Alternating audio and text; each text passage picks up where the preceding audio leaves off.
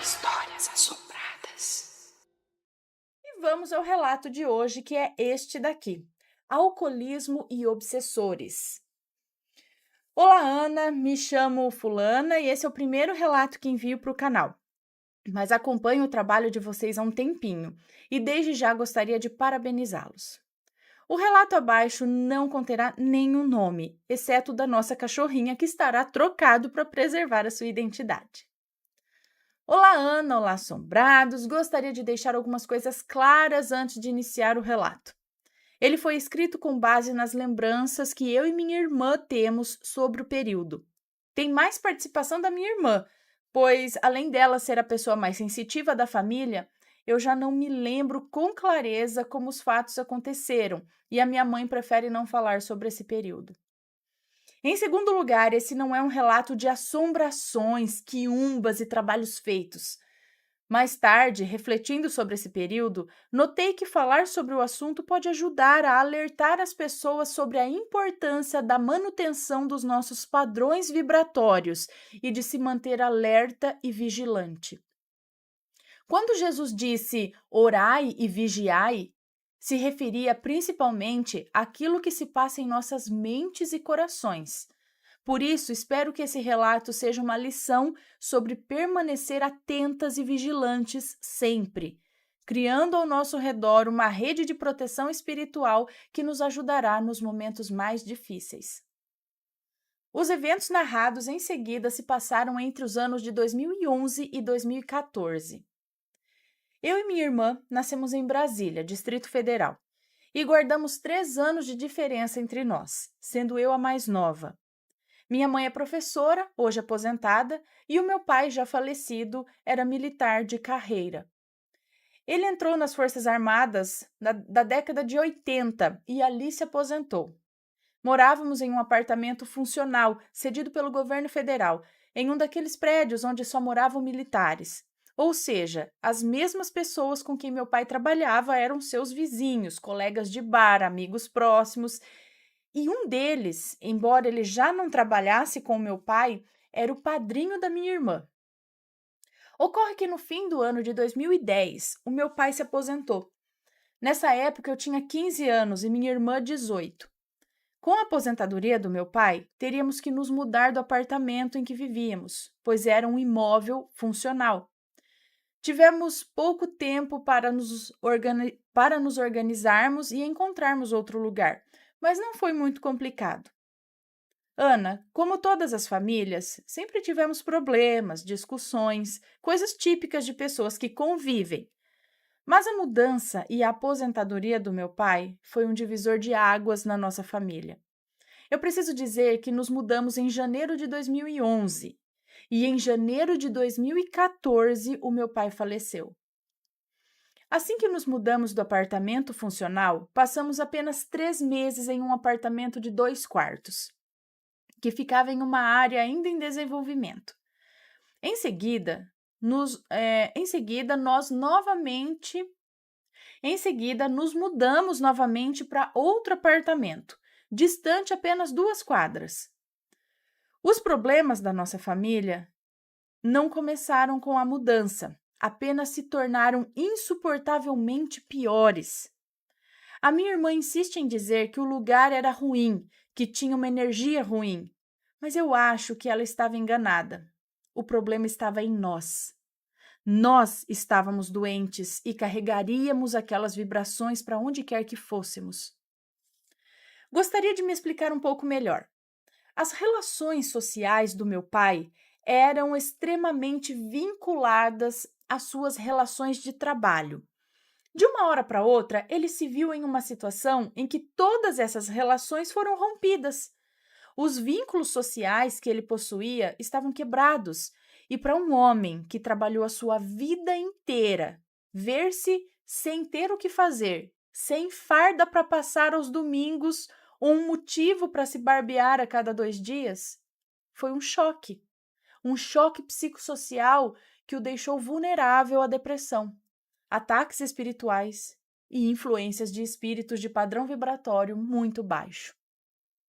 Em menos de 3 meses, eu vi o meu pai, uma pessoa alegre, sempre muito carismática, Apesar do senso moral rígido e de hábitos militares quase espartanos, quando se tratava de sua família, se tornar apenas uma sombra do que realmente era.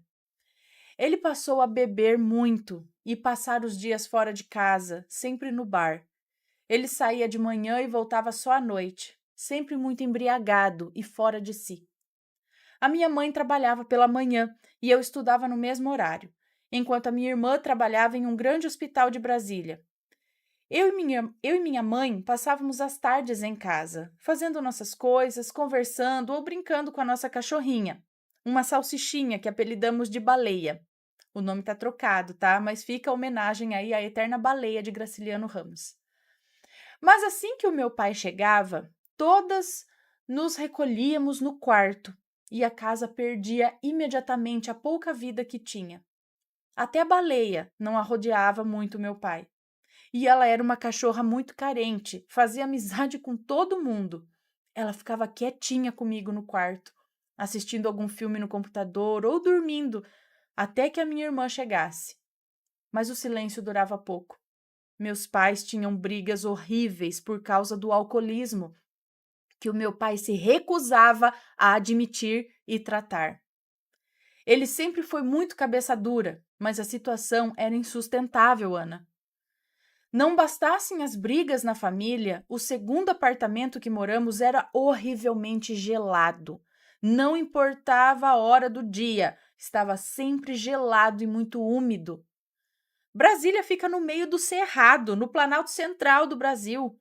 Em agosto, aqui se torna tão quente e seco que a vegetação nativa pega fogo sozinha, Ana. Todos os anos é possível acompanhar os incêndios no Parque Nacional ou na Floresta Nacional. É uma dinâmica muito peculiar, que já virou marca registrada do nosso quadradinho central. Mas naquele lugar era impossível passar o dia sem ser de meias e moletom. Isso em plena seca. O apartamento também era muito escuro. Passávamos o dia com as luzes ligadas e o único lugar que tinha um pouco de luminosidade natural era a cozinha. A pobre da baleia gostava muito de sol, mas não tinha muitos pontos ensolarados ali dentro. Então ela se deitava no chão da cozinha pela manhã, perto do botijão de gás, onde batia uma pequena frestinha de sol por um par de horas. Baleia, coitada, talvez fosse quem mais tivesse percebido que as coisas não iam bem. Ela dormia de dia, mas à noitinha, quando estávamos com ela, permanecia vigilante. Se estávamos sozinhas em casa, ela passava o dia no quarto comigo, sempre muito atenta, sempre olhando para a porta do quarto. Não tínhamos qualquer paz naquele lugar. Ninguém dormia ou comia bem. Mal falávamos com o nosso pai e a nossa mãe mais parecia viver fora do próprio corpo. O frio naquele lugar era insuportável e a escuridão incomodava mais do que tudo. Acontece que, em alguns pontos da casa, a baleia ficava muito inquieta. Rosnava e latia sem motivo aparente. Houve vezes em que saía choramingando como se alguém tivesse batido nela ou a enxotado. Minha irmã conta que, uma vez, ela dormia no quarto. Depois que eu e minha mãe saímos para a escola, bem cedinho, a baleia se esgueirou da área de serviço onde ficava sua caminha e foi para o quarto se deitar nos pés da cama da minha irmã. Vou chamar ela aqui de menina mais velha, para evitar repetições. Meu pai dormia no quarto dele e da minha mãe. Uma ocasião rara, pois nesse horário ele estaria se encaminhando para o bar. A menina mais velha estava em um estado de vigília, nem dormindo nem acordada, quando a baleia, que tinha permanecido dormitando, levantou as orelhas e se colocou em postura de alerta, olhando para a porta. Como se acompanhasse os movimentos de alguém, ela rosnava muito baixo, avisando o que quer que ela estava vendo que não se movesse, pois ela estava pronta para atacar. Menina mais velha também ficou alerta, observando a baleia em silêncio, até que a cachorra ficou de pé, se colocou em postura de ataque e começou a latir para o que quer que estivesse na porta do quarto. Minha irmã tentou chamá-la para perto. Ela disse depois que nem por um decreto ela se levantaria daquela cama. Mas a baleia estava cega por qualquer coisa que fosse o que estava na porta. Foram segundos intermináveis até que a baleia de repente começou a chorar e correu para fora do quarto, fugindo, como se alguém tivesse batido nela. Mas ela não apenas correu em linha reta, fugindo a esmo pela porta. Baleia desviou de alguém ou alguma coisa para sair do quarto, chorando como se estivesse com muito medo. Só vou ver se está certinho aqui a gravação. Ver se está música certinho. Ok.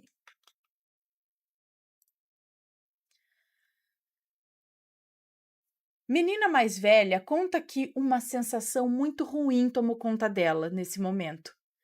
Ela não foi a única a presenciar algo assim.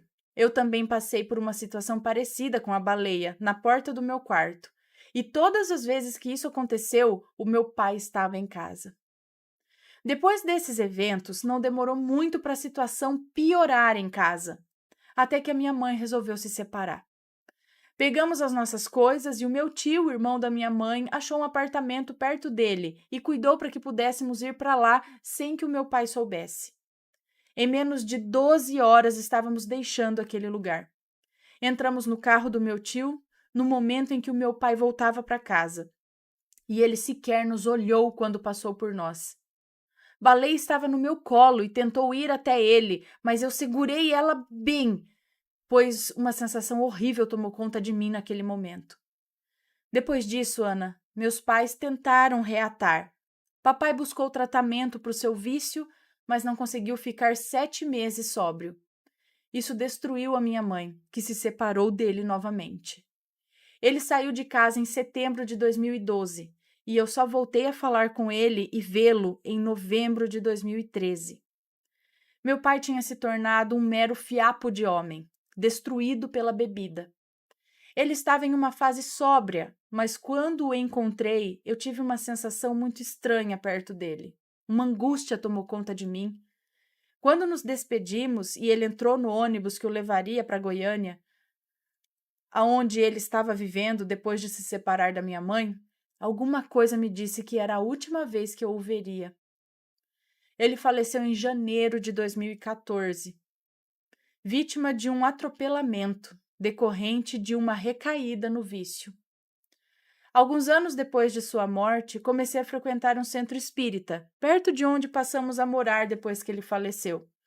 Não raro, minha irmã, a menina mais velha, tinha sonhos com meu pai.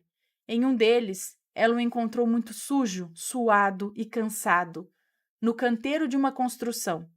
E por mais que ela tentasse limpá-lo, ele permanecia muito sujo.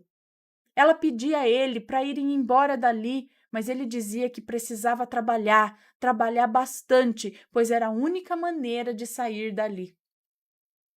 Acredito que a dependência do meu pai causou danos em seu perispírito que demandarão muito trabalho, muito tempo de trabalho junto aos guias espirituais para serem reparados. Sua próxima encarnação não será fácil. No livro Os Domínios da Mediunidade, André Luiz explica que os frequentadores de bares, ao se embriagarem, não estão sozinhos.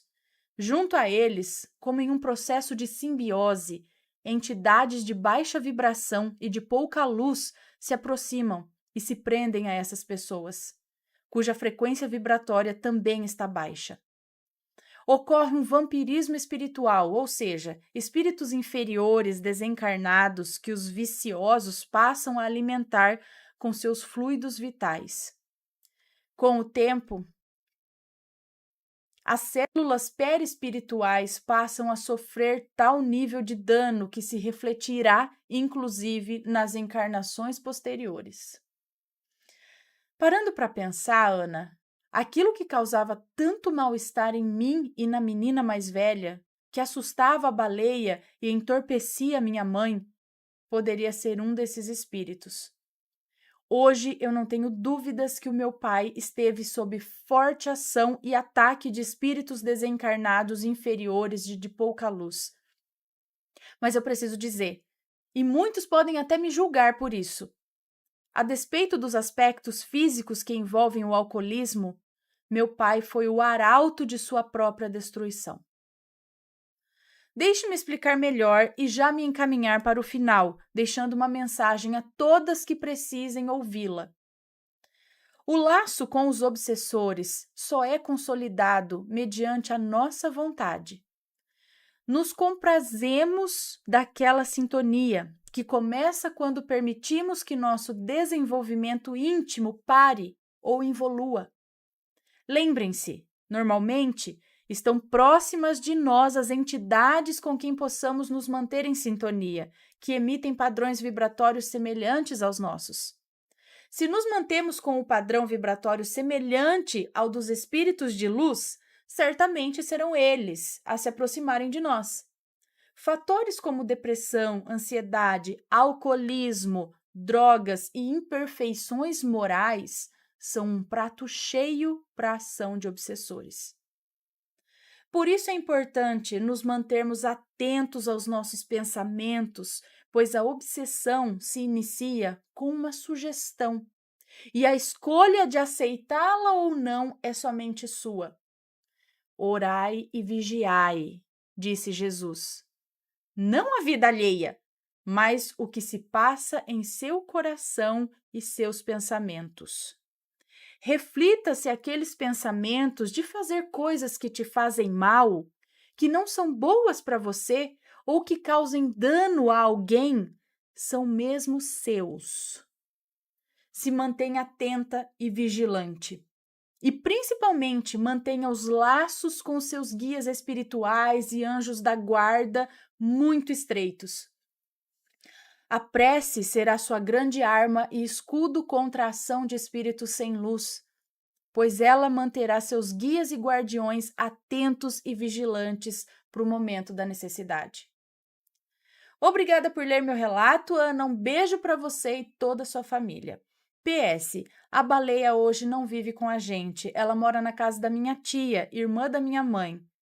Não tem preás gordos. Hã? Não tem preás gordos. Ela não precisa vigiar as cabras e tenho certeza de que ninguém vai precisar bulir com ela, como a baleia de Graciliano Ramos. Ah, entendi. Pois ela é muito forte e saudável. Ao invés de preás, na casa da minha tia tem muito espaço e canteiro para ela cavucar. Muito obrigada pelo seu relato e pela lição, por esse toque. Eu acho que pode ser muito importante.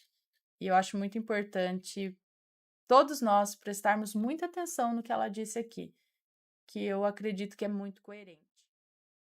E aí, tá gostando dos relatos? Então o que você acha de deixar um like aí no vídeo, hein? Gosta dos relatos? Deixa o seu like, mesmo que seja nos cortes.